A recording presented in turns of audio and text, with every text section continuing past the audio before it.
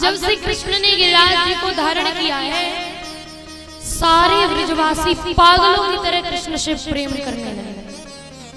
वो जानते हैं कि कोई साधारण बालक नहीं है, इसमें जरूर कोई अलौकिक शक्तियां हैं, ये जरूर उस परम ब्रह्म परमात्मा विष्णु का अंश है।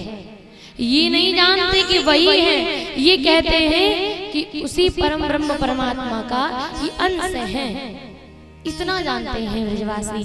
और जब से कृष्ण ने गिरिराज जी को धारण किया है, तब से किसी भी व्यक्ति के मन में कन्हैया के लिए कोई लालच नहीं रहा। निस्वार्थ प्रेम करने लगे हैं सारे ब्रजवासी कृष्ण से। बोले ये तो मेरे व्रज को लाला है, ये तो मेरे व्रज को खिलौना है। तो सारे ब्रजवासी कन्हैया से निस्वार्थ प्रेम करने लगे। सभी निस्वार्थ भाव से कृष्ण से प्रेम करने लगे। और आज कृष्ण देखते हैं कि व्रज का एक एक व्यक्ति मुझसे निस्वार्थ प्रेम करने लगा है। उनके प्रेम में कोई स्वार्थ नहीं है, उनके प्रेम में कहीं भी स्वार्थ नजर नहीं आ रहा। तब कृष्ण सोचते हैं कि अब हमें रास लीला करनी चाहिए, अब हमें रास लीला करनी चाहिए। तब प्रभु ने शरद पूर्णिमा के दिन प्यारी मुरली बजाई है, प्यारी बंसी बजाई है यमुना तट पर खड़े होकर के। और ऐसी मुरली बजाई, कृष्ण की मुरली की धुन जहां जहां गई, जिसके कान में गई, उसका मन मुग्ध हो गया, कृष्ण के चरण में समर्पित हो गया। वो कृष्ण का बनने को व्याकुल होने लगा। कृष्ण ने ऐसी मुरली बजाई कि जब कानों में, जब वृक्षों के कानों में आवाज गई है, तो वृक्ष भी झूमने लगे, वृक्ष के सारे पेड़ पौधे झूमने लगे। रात्रि में भी पौधों से पुष्प निकल करके खिलने लगे, सुंदर सुगंधित हवाएं बहने लगी। ये कृष्ण की मुरली जब गैया मैया ने सुनी, गैया मैया के कानों में जब कृष्ण की मुरली की आवाज गई, तो आज उन्हें ऐसा लग रहा है कि कृष्ण मुझे मेरा नाम प्रोह कर मुरली में मुझे बुला रहे हैं। हर गाय को ऐसा ही लगता है कि कृष्ण की मुरली बार बार कह रही है, हे मेरी गाय, हे मेरी श्यामा, हे मेरी काली मैनी गाय, आइए मैं तुम्हें बुला रहा हूँ, क्या इतना विलंब आप क्यों कर रही हो। एक गाय के कान सदैव साधारण स्थिति में नीचे होते हैं, गाय के कान साधारण स्थिति में नीचे लटके होते हैं, लेकिन अगर आप उसके नाम से उसे बुलाओ, वो अपना नाम पहचानती हो, तो एकदम उसके कान खड़े हो जाते हैं कि कोई मेरा मालिक मुझे बुला रहा है, कोई मेरा अपना मुझे बुला रहा है। तो जैसे ही कृष्ण ने मुरली बजाई, तो गाय के कान एकदम से खड़े हो गए, मानो आज उनका कोई प्रिय उन्हें बुला रहा है। गाय ने चारा चरना बंद कर दिया और कृष्ण की मुरली की आवाज टकटकी लगा करके, एक टक लगा करके सुन रही है। कुछ गाय के बछड़े गैया मैया का दुग्ध पान कर रहे थे, तो जब गाय, जिस बांसुरी की आवाज गाय के बछड़ों के कानों में गई, उनकी क्या स्थिति हो गई। वो अपनी माँ के थनों से दुग्ध पान करते तो हैं, अपनी माँ के थनों से दुग्ध निकालते हैं और मुख में ही रख लेते हैं, अंदर नहीं ले जाते, क्योंकि भूल गए हैं अंदर ले जाना, क्योंकि वो कृष्ण की मुरली की आवाज सुन रहे हैं, जान रहे हैं कि आज कन्हैया बुला रहा है। बछड़ों ने आवाज सुनी तो कुछ बछड़ों की स्थिति है कि दुग्ध पान करते हैं, एक तरफ से पान कर रहे हैं, दूसरी तरफ से बार बार मुख से निकाल रहे हैं, दुग्ध बाहर निकल रहा है। और सब बड़े ध्यान से सुन रहे हैं मुरली की आवाज। ये स्थिति हो गई है जानवरों की, पेड़ पौधों की। लेकिन सोचिए, जब ये मुरली की आवाज के कानों में गई होगी तो क्या क्या हो गया होगा। जब आवाज गई सखियों की कानों में, तो मैया जैसे ही एक सखी ने मुरली की आवाज सुनी तो गाय का दूध निकाल रही थी बेचारी। संध्या का समय था तो गाय का दूध निकाल रही थी उनके थनों से। इतने में कृष्ण की मुरली की आवाज सुन ली। उसने पूरी बाल्टी दूध से भर रखी थी, पूरी बाल्टी दूध से भर गई थी, बस उठा करके अंदर ही ले जाना था। इतने में ही कृष्ण की मुरली की आवाज आ गई और उसने बाल्टी भरी हुई गाय के नीचे ही छोड़ दी और वहां से लगी भागने। गाय ने मारी लात, बाल्टी में पूरा दूध जमीन पर बिखर गया। ध्यान ही नहीं रहा कि वो कर क्या रही है। बावरी बनती हुई बावरी सा मन बना करके कृष्ण की मुरली की आवाज की तरफ भागने लगी। जब एक दूसरी सखी ने कृष्ण की मुरली की आवाज सुनी तो वो बेचारी खाना बना रही थी।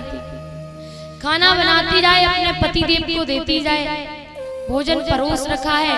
इतने में ही कृष्ण की मुरली की आवाज सुनाई देने लगी उसको। उसके पति ने कहा, सुनो इस सब्जी में नमक कम है, आज थोड़ा सा नमक दे दो ना, इसमें थोड़ा नमक कम है तो आप थोड़ा सा नमक दे दो, मैं डाल लूंगा। जैसे ही नमक के डब्बे की तरफ हाथ बढ़ाया उस सखी ने, इतने में ही कृष्ण की मुरली की आवाज कान में पड़ गई। तो नमक का डब्बा नहीं उठाया, शक्कर का डब्बा उठाया और खोला और पूरा उसकी सब्जी में उड़ेल दिया और वहां से भागने लगी। चूल्हे के अंदर रोटी जल रही है, तवे पर ऊपर रोटी जल रही है और वो वहां से भाग गई। एक सखी श्रृंगार कर रही थी, उसे पता था, उसका मन पहले से कह रहा था कि आज कन्हैया बुलाएगा जरूर। तो श्रृंगार कर रही है, हाथ में सुंदर कंगन पहना है, पैर में सुंदर पायल पहनी है, बालों में ऊपर मांग में मांग टीका लगाया है, प्यारी सी माथे पर बिंदी लगाई है, ओठों पे प्यारी सी लालिमा लगाई है। सारा श्रृंगार तैयार है, लेकिन इसका काजल रह गया है, काजल लगाना रह गया है। तो उसने एक आंख में लगा लिया काजल। मुझे लग रहा है यहाँ पर भी मैया मोहित हो रही है, वो मैया सो रही है, मैया नींद आ रही है।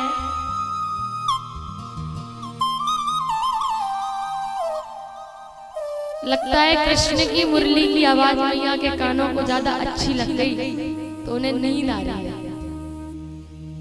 कोई बात नहीं, अभी हम प्यारा सा भजन बोलेंगे, निंद्रा रानी भाग जाएगी कि ये नींद कौन है, निंद्रा रानी कौन है। पहले दिन बताया था कौन है, कुंभकर्ण की पत्नी। तो अगर आपके सिर पे वो बैठी है तो क्या जान के बैठी है कि आप उनकी कुंभकर्ण हो, तो सो नहीं जाना मैया।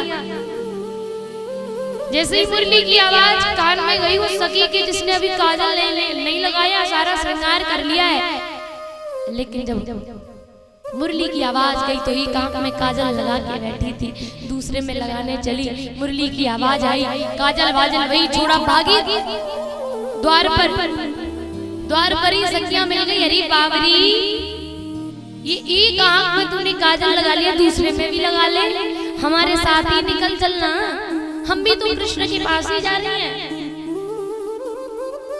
तो बेचारी फिर से गई अंदर, बोली सोच लूं काजल लगा लूं। जैसे ही काजल लगाने चली तो फिर से कृष्ण ने उसका नाम पिरोहकर मुरली में फिर से बजा दिया, तो फिर से भागी वो।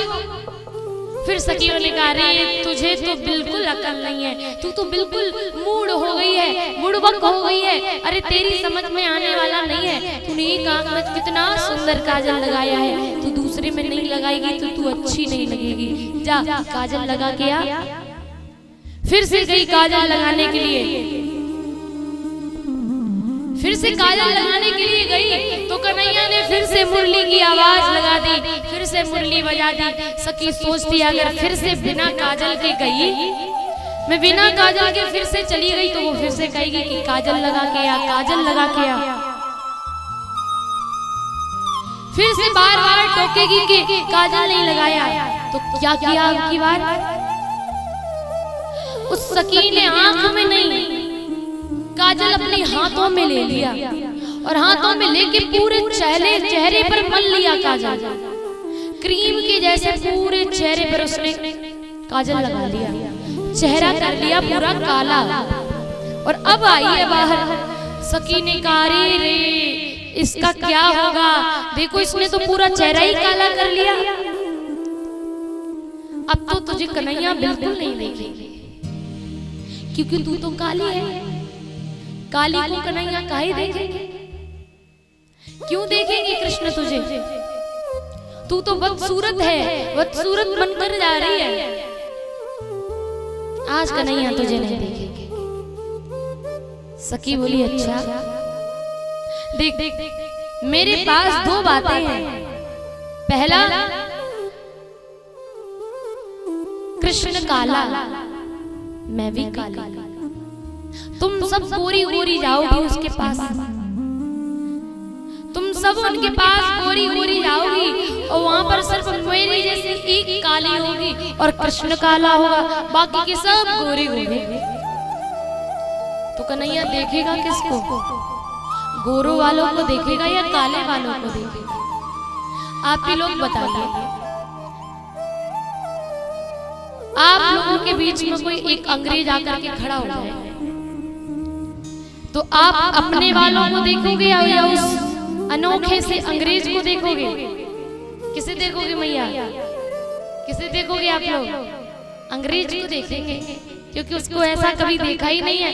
एक नई सूरत है, एक नई सुंदरता है उसके पास, इसलिए सब उसी को देखेंगे।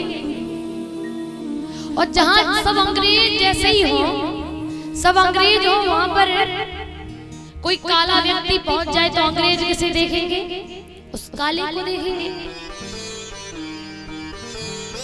आप ही सोचिए मैया, आप सब गोरी गोरी, आप सब गोरी गोरी, आप सब में मेरे जैसा कोई काला आ जाए तो आप सब किसको देखोगे? हमें ही देखोगे ना। कन्हैया से वो गोपी बोली है, कन्हैया कारो और मैं कारी, तुम सब गोरी गोरी जाओगी तो कन्हैया तो अपने रंगवारी को ज्यादा देखेगो, तुम्हें काहे देखोगे?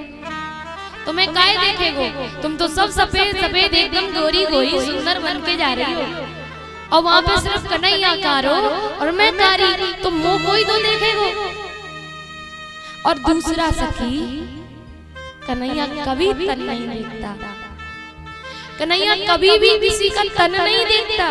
किसका तन कितना सुंदर है, इसका तन कितना सुंदर है, खूबसूरत है। कन्हैया तो मन देखता है, इसका मन कितना सुंदर है। कृष्ण हमेशा अपने भक्त का मन देखता है कि इसके मन में कितनी पवित्रता है, इसके मन में कितनी सच्चाई है, इसका मन कैसा है। तो हमें तन से क्या लेना? सखी बोली मुझे मेरे तन से कोई शिकायत नहीं है। मैं ये जो काला काला लगा के जा रही हूँ ना, मैं काली बन के जा रही हूँ ना, मुझे इस काले रंग से बिल्कुल भी शिकायत नहीं है। मुझे पता है मेरा कन्हैया मोई को देखेगा, क्योंकि मुझे पता है सखी कि मेरा मन कैसा है। और कन्हैया तो मनवारी को देखेगा, तनवारी को काहे देखेगा? मुझे पता है मेरा मन कितना अच्छा है। वो सखी भी चली है कन्हैया के पास आज मुरली की आवाज सुनकर कर।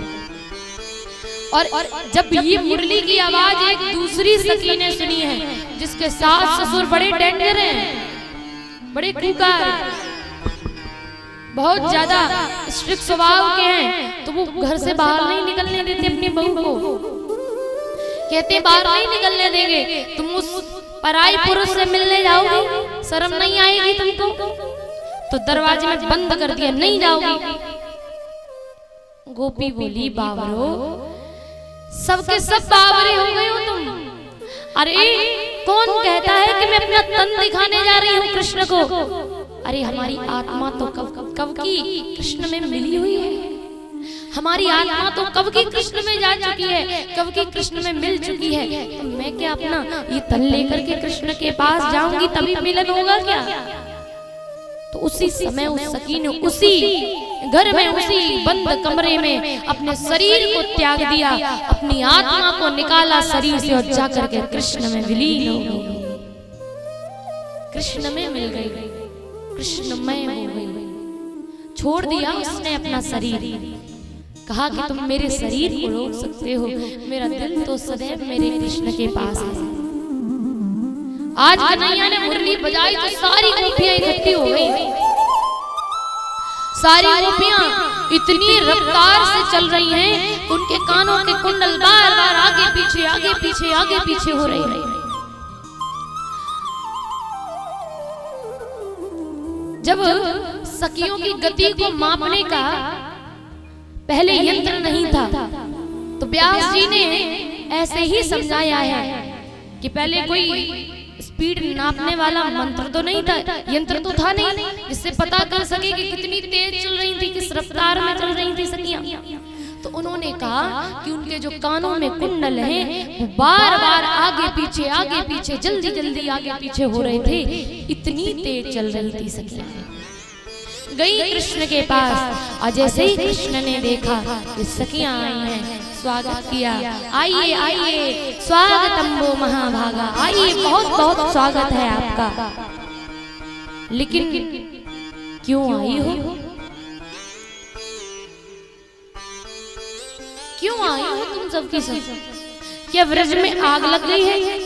जिस आग को देख करके तुम यहाँ जंगल की तरफ चली आई हो? क्या व्रज में कोई लड़ाई हो गई है जो तुम व्रज को त्याग करके मेरे पास चली आई हो? ऐसा क्या हो गया सखियों जो तुम सब मिल करके घर बार छोड़ करके मेरे पास आ गई? सखियां कहती अच्छा, पहले तो मुरली बजा के बुलाता है और आगे तो पूछता है क्यों आई हो? अच्छा है। सखियों ने कहा कन्हैया ये मजाक छोड़ो, आपने ही तो बुलाया है, ये याद करो। बोले मैंने नहीं बुलाया। बोले कन्हैया तुमने ही बुलाया, भूल कैसे रहे हो? बोले अरे मैंने नहीं बुलाया, मैं तो अपनी बांसुरी बजा रहा था, मेरी क्या गलती इसमें? सखियों ने कहा बांसुरी तो बजा रहे थे, बांसुरी में जो नाम पिरो करके बजा रहे थे वो नाम किसके थे? वो तो हमारे ही नाम थे ना, उन्हीं नाम को सुन करके मैं आई हूं। कन्हैया ने कहा देखो मैंने नहीं बुलाया। अब सखियों को बहुत गुस्सा आया, इतना ज्यादा गुस्सा बता भी नहीं सकती कि वो क्या क्या। अब आप ही लोग बताइए, आपके घर कोई शादी का कार्ड लेकर के आए, कोई रिश्तेदार शादी का कार्ड दे दे और कहे बहन जी मेरे लड़के का विवाह है, आप आना जरूर, आप जरूर आना। अब वो रोज फोन करे बहन जी आना जरूर, रोज कोई ना कोई संदेशा भेजे बहन जी आना जरूर, आपको आना है। और जब विवाह है उस दिन भी कहे कि बहन जी आपको जरूर आना है, तो आप जाओगे कि नहीं जाओगे? क्यों पीछे वाले भैया जाओगे? जाएंगे क्यों? उसने इतना इतना हमसे कहा है कि जाओगे, जाओ क्यों नहीं? आओ आओ तो हम क्यों नहीं जाएंगे? जरूर जाएंगे। और जैसे हम लोग खूब बढ़िया सी शेरवानी पहन के एकदम जबरदस्त रूप धर के चल दिए, पहुंच गए। और जैसे ही दरवाजे पर पहुंचे और वही व्यक्ति जो कार्ड लेकर के आया था, वही व्यक्ति जो हर रोज फोन कर रहा था, वही व्यक्ति कहने लगे क्यों आई हो? फिर क्या करोगे? वही व्यक्ति विवाह के दिन बोले कि क्यों आई हो, फिर मन में क्या आएगा? क्या करेगा? गुस्सा आएगा। और गुस्से में ऐसी गुस्सा कि लगेगा कि कहीं मिल जाए कुछ हथियार, मुझे कोई डंडा वंडा मिले इनके सिर में मारे, जिससे इनका याददाश्त वापस आ जाए कि इतने बार परेशान किया कि आना आना आना, और जब आ गए तो कह रहे क्यों आई हो? यही गोपियां सोच रही है, तब से मुरली बजा करके बार बार परेशान कर रहा है कि आओ सखियों आओ, गोपियों आओ, और जब आ गया तो पूछ रहा है कि क्यों आई हो? बोले देखो कन्हैया तुम समझो, तुम क्यों परेशान कर रहे हो? तुम ही ने तो मुझे बुलाया है। कृष्ण ने कहा मैंने नहीं बुलाया। बोले तुम नहीं मानो, नहीं मानेंगे। सखिया कन्हैया बोले तुम कितनी बावरी हो गई हो, अपने पतियों को छोड़ के चली आई मेरे पास, कैसी पतिव्रता नारी हो? अरे अपने पतियों को त्याग करके मेरे पास चली आई। सखियों ने कहा अच्छा तो तुम्हारी ये चाल है, ऐसे कहो ना। सखियों ने कहा अच्छा तुम्हें ऐसा लगता है कि जो घर पे लेटा है, घर पे पड़ा है, वो मेरा पति है, उसके लिए मैं पतिव्रता नारी बनूं?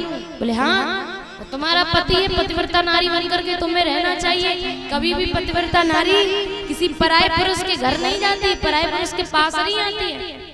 तुम तो आ रही हो कैसी पतिव्रता नारी?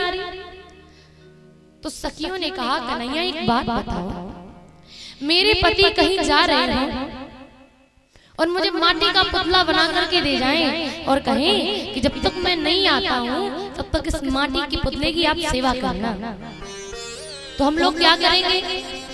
पति तो चला गया, अब हमारा क्या कर्तव्य बनता है? उस माटी के पुतले की सेवा करें कि ना करें?